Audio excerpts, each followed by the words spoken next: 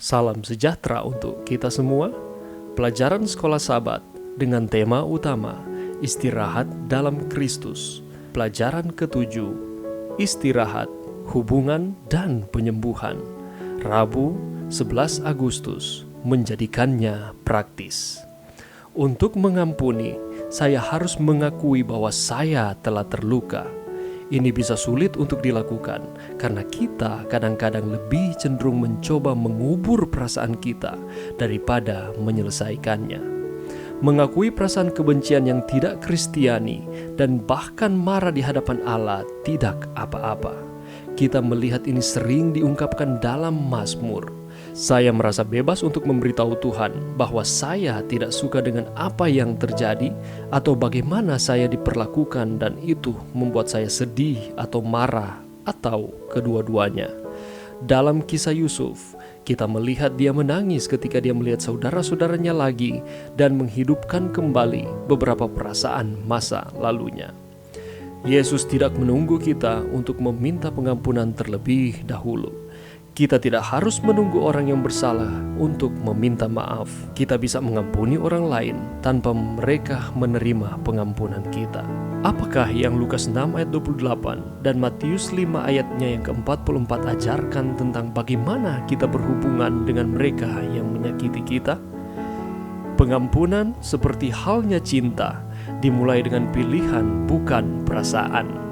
Kita dapat membuat pilihan untuk mengampuni, bahkan jika emosi kita mungkin tidak setuju dengan keputusan ini.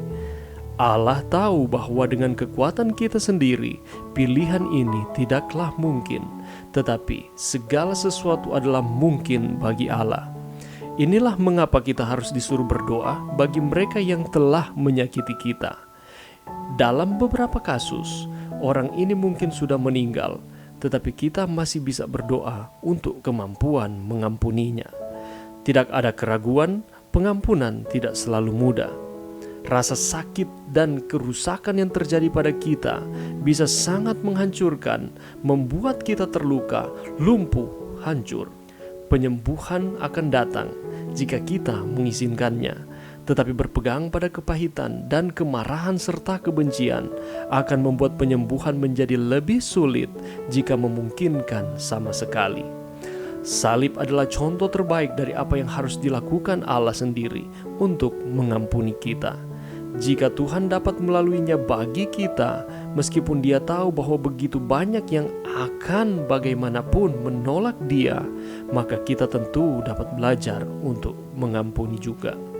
Pelajaran yang bisa kita dapatkan pada saat ini, pengampunan adalah sifat Kristus yang mengalir dari Golgota dan dasar dalam semua hubungan yang kita buat.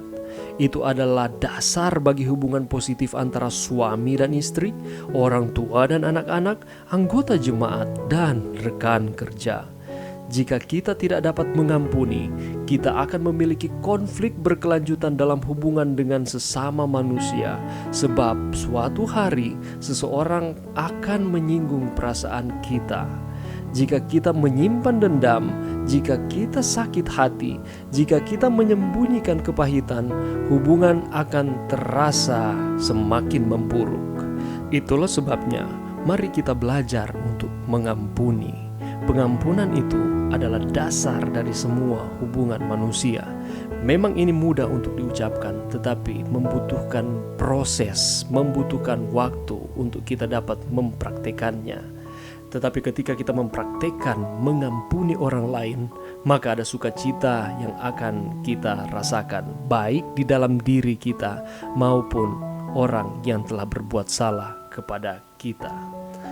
Kita telah mengalami kasih yang tak terkira di salib, sehingga kita dapat mengasihi mereka yang ada di sekitar kita.